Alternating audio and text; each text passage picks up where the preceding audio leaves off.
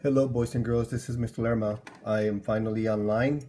Had to find the best way to present to you guys our projects that I'm going to be doing with you guys.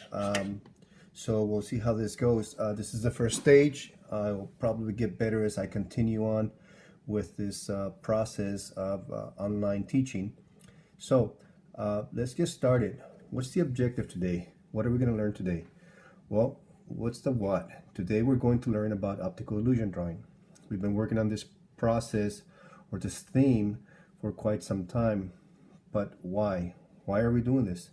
Well, it's important that we learn optical illusion because it teaches us line control, line balance, line direction, but most importantly, motor skill development. That's the main key of this project. So what is optical illusion? I think I mentioned to you guys this way back, and I just want to make sure that we understand what it means. Optical illusions can use color, light, and patterns to create images that can be deceptive or misleading to our brains.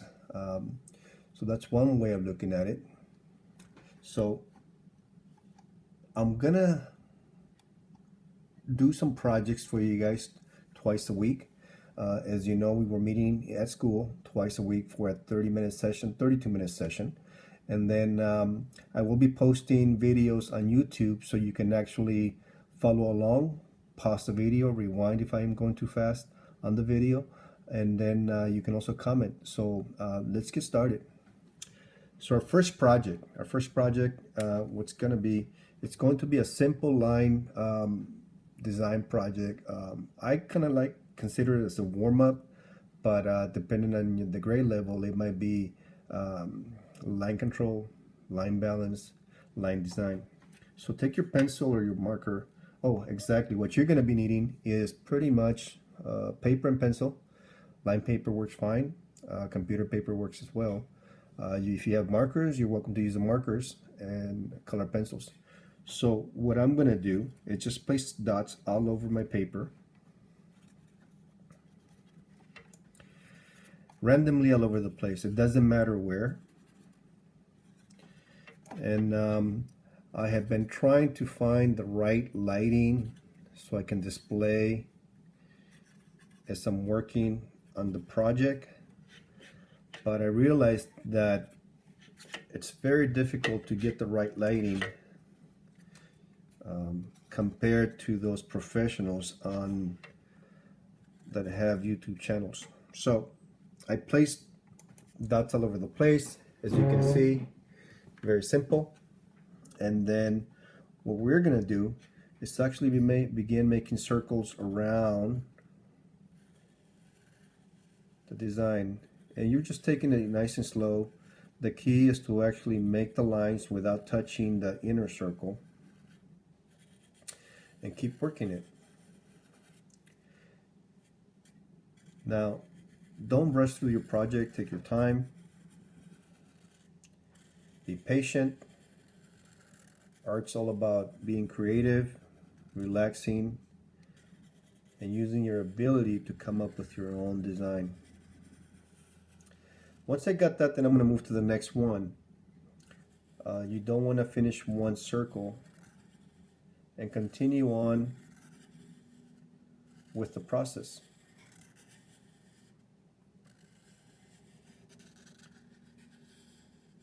Now, I know I keep saying that, we're always working online,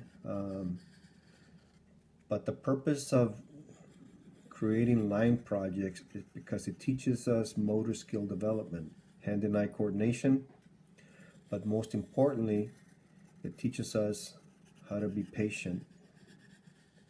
Patience goes a long way. I'll just switch this one now. It doesn't matter where you start, as long as you make an effort that the lines don't touch. And the goal is to have fun, because you already have enough as it is with all the homework. So my job is to make you creative and think for yourself. Come up with your own designs that actually will be considered yours.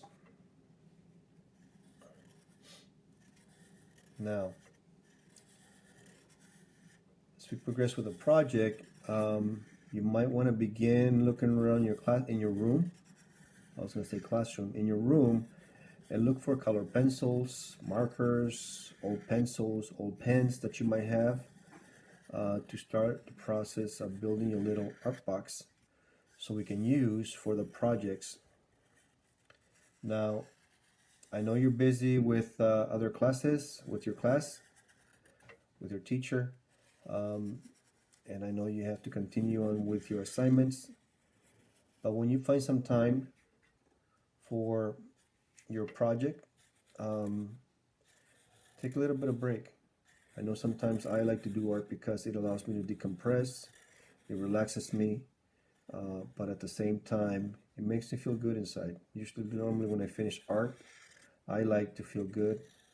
I like the way it makes me feel when I create something that comes from me. Even though I might take somebody's idea, you still come up with your own design. It doesn't matter how you make it. But I think this is an opportunity for you to build your confidence much more with your art. I know sometimes we tend to kind of look around in the classroom to see what somebody else is doing. But remember, everybody is different. Everybody comes up with their own designs. Everybody makes art a little bit different than somebody else. And that's good. It teaches us to be independent and be creative on our own terms. So, if you notice, I'm just repeating the same shape over and over again. Nothing very fancy. All I'm doing is just creating circles and following the line around the inner line. That's the main key of this project. And as you begin getting closer to another circle, you need to begin making sure that you decide which of the circles you want to make bigger than the other one, because that makes a big difference when you're working on your project.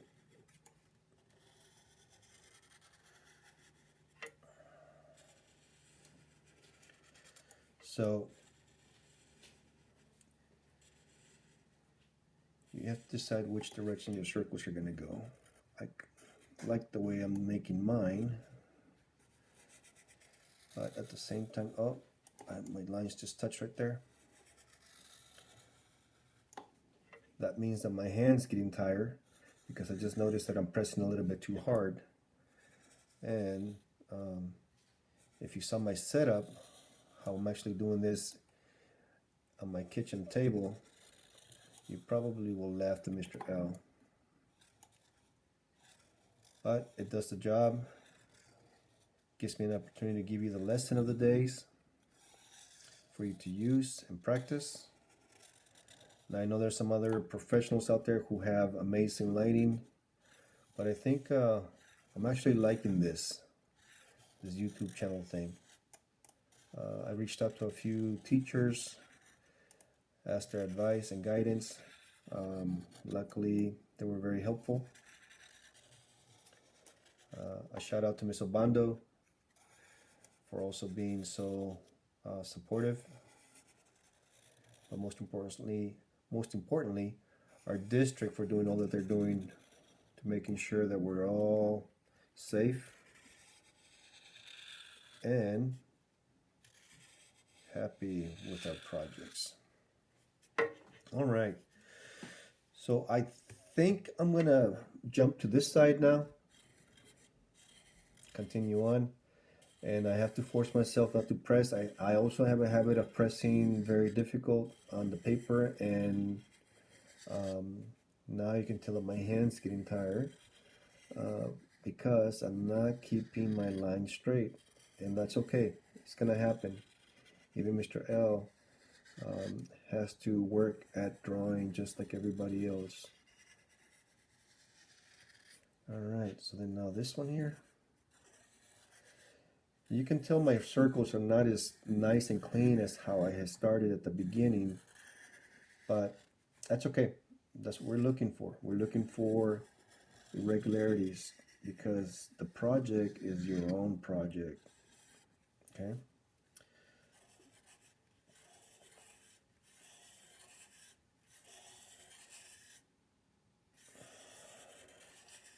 Now, I don't know how this is going to be. I have several lights in front of me, and it is pretty warm.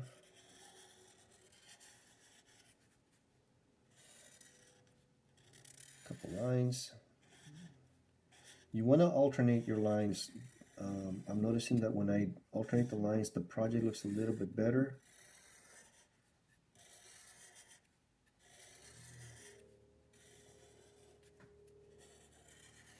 All right. Two more. I got two more. Now, you might ask, why just lines, Mr. Lerma? Why are we just doing lines every time? Well, because lines are everything. Everywhere you go and you see, a line determines what the shape's going to be. But most important, like I said before, I am teaching you motor skill development and your creativity.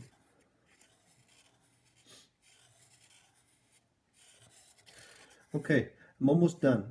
You can decide to go all the way to the edges, but I kind of like the way it looks. Very simple, very elegant. And if I had on the next project, next session, I'm going to show you how to color it in. Or you can try and attempt yourself and color it on your own. But I will show you how it might look. Now, there it is. Now we're missing something. What do we miss? What do we miss at the beginning? What do I keep on saying when you're drawing or when you're going to draw something? Write your name, right? So I'm going to write my name right here. Mr. Lerma. This way you know that it belongs to me. This way when you put your name on it, everybody knows that that is your project. And again, don't forget to do cursive writing. We've been working on this for quite some time. Excellent. Have a good day, and I will see you next session.